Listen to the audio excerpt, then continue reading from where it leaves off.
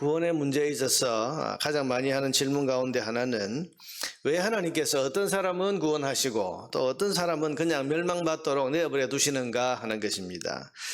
소위 선택과 유기의 문제, 누구는 선택하고 누구는 유기 버렸느냐, 도대체 그 기준이 무엇이냐 하는 그 기준의 문제를 자주 질문합니다. 누가 구원받고 누가 구원받지 못하는 그 기준이 뭐냐? 첫째로 여러분, 기준이 없는 것을 우리가 생각해 보면 의로운 삶이라고 하는 것은 기준이 될 수가 없습니다. 하나님 앞에서 모든 사람은 죄인이고 의인은 없나니 하나도 없다고 선언하셨기 때문에 따라서 의로운 삶을 따라서 선택된 것이 아닌 것은 분명합니다. 누가 구원받았다고 해서 하나님께서 너 참 어렵게 사니까 구원했다, 이런 그만큼 하나님의 조건에 맞을 그런 의를 행하는 사람이 없습니다. 그러니 의의 기준을 따라서 하나님이 누구를 선택하고 누구를 버렸다, 그렇게 말할 수 없는 겁니다. 둘째로 혈통을 따라 선택된 것도 아닙니다. 많은 유대인들이 이 부분에 있어서 수긍을 하지 못했습니다. 유대인이라고 해서 다 구원받는 것은 아니다, 이런 복음의 선포는 많은 이 유대인들을 헷갈리게 했고 나아가서 분노하기까지 만들었습니다. 4절에 우리가 보았던 것처럼 유대인은 양자됨과 영광과 언약과 율법과 예배와 약속과 훌륭한 조상들과 무엇보다도 메시아까지도 다 유대인에게 속해 있습니다. 구약 성경, 율법, 하나님의 그런 역사 진행에 있어서 유대인들과의 그런 맺었던 언약, 이런 걸 생각해 보면 도대체 유대인이 구원을 못 받는다는 게 무슨 말이냐? 유대인은 반드시 구원받는다고 하는 그런 혈통에 대한 자부심을 가지고 있었습니다. 그런데 이런 주장에 대해서 바울이 6절에 어제 보았던 것처럼 아브라함의 자손이라고 해서 다 선택되었느냐? 이스마엘은 아브라함의 자식이지만 선택되지 못하지 않느냐? 그렇게 지적을 했습니다. 이에 대해서 유대인들이 반문하기를 이스마엘은 첩의 자식이니까 그렇고 우리는 혈통적으로 정통인 이삭의 후예이기 때문에 이삭의 후예인 우리는 다 하나님의 구원을 받을 수 있다, 이렇게 주장을 했습니다. 이런 주장에 대해서 바울은 11절 이하에서 이삭의 아들, 쌍둥이 아들 야곱과 에서 이야기를 하고 있습니다. 분명히 이삭의 아들이고 혈통적으로 전혀 차이가 없습니다. 쌍둥이니까. 그런데 야곱은 선택되고 에서는 왜 선택되지 못했냐? 너희 말대로 혈통이 선택의 기준이라고 한다면 야곱과 에서는 혈통에 있어서 아무런 차이가 없다. 한날 한시에 같은 어머니 뱃속에서 같은 부모의 자식으로 쌍둥이로 태어났는데 누구는 선택되고 누구는 선택되지 못했다는 것이, 이게 혈통을 따라 된다는 것이 말이 되느냐? 그래서 혈통을 따라서 우리가 선택받아서 구원받은 것도 아니다, 이것을 밝히고 있습니다. 그러면서 14절 이하의 그 선택의 기준이 뭐냐? 그게 뭡니까? 그걸 분명하게 밝히고 있습니다.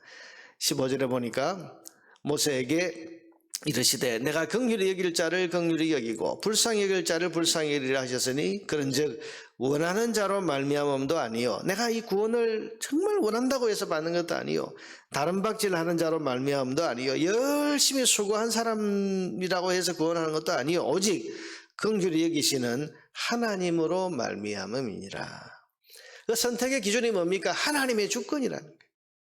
온 우주의 주인이신 하나님께서 그 절대적인 주권, 주인의 권리를 가지고 선택하셨다는 것입니다. 여러분, 거기에는 어떤 인간적인 기준도 없습니다. 오로지 하나님이 불쌍히 여기시는 사람이 선택이 되었고 긍휼히 여기신 사람만이 구원을 받게 되고 구원의 믿음을 가지게 된 것입니다.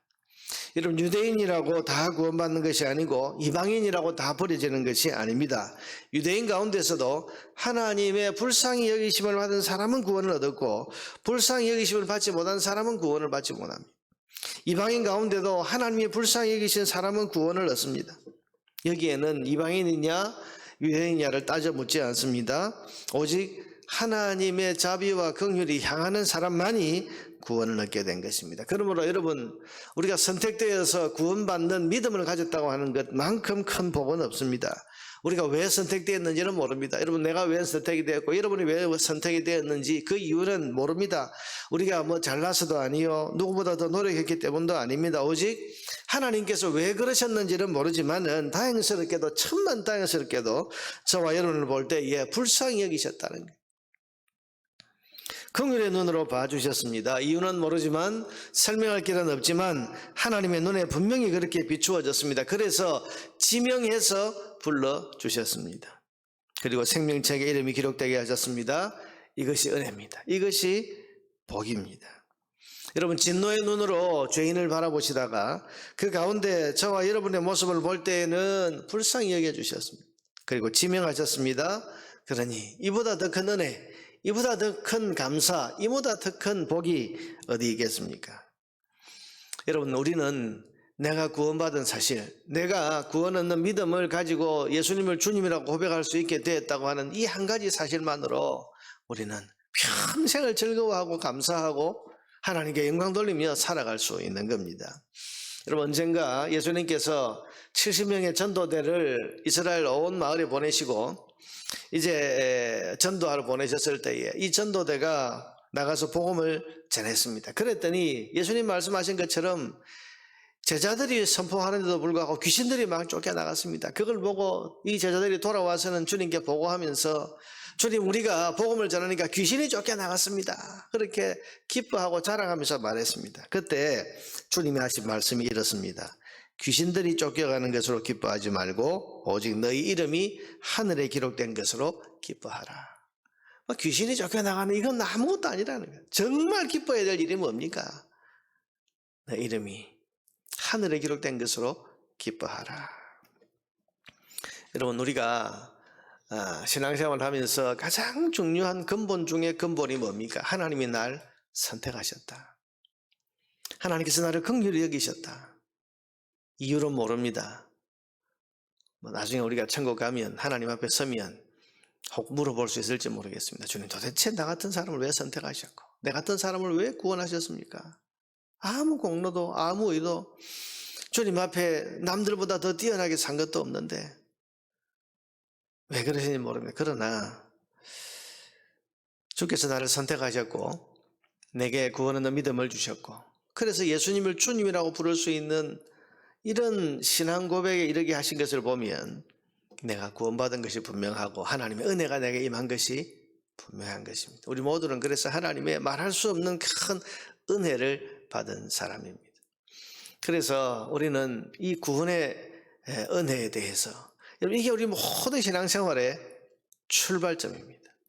우리가 왜 주를 위해서 헌신하고 왜 주를 위해서 말씀대로 살고 우리가 왜 주를 위해서 헌신하고 내 몸을 드리고 내 삶을 드리고 왜 그렇게 하는 겁니까? 나를 구원하시고 선택하신 그 구원의 은혜가 너무 크고 너무 놀랍고 너무 감사하기 때문에 거기서부터 우리의 모든 신앙생활이 출발하게 되는 것입니다.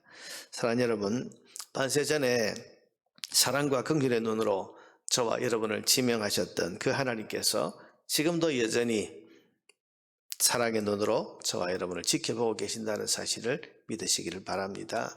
여러분, 그래서 나를 긍휼히 여기신 하나님께서 지금도 나를 긍휼히 여기고 계신다. 나를 구원하시려고 나를 사랑의 대상으로 선택하신 그 하나님께서 지금도 여전히 나를 사랑하고 계신다. 우리가 이 믿음 가지고 든든한 하나님의 사랑이 하나님의 은혜가 내게 여전히 향하고 있다는 것을 믿고 오늘도 우리가 감사함으로 살아가야 할 것입니다. 오늘 이 아침에 나를 구원하신 선택하신 그 하나님의 은혜에 감사하고 여전히 나를 긍휼히 여기시는 하나님 앞에 내 모든 약한 것을 아뢰면서 기도하시고 나를 여전히 사랑하시는 그 하나님으로 말미암아 오늘 하루도 기뻐하고 감사하며 믿음으로 살아갈 수 있는 저와 여러분 되기를 주의 이름으로 축원합니다.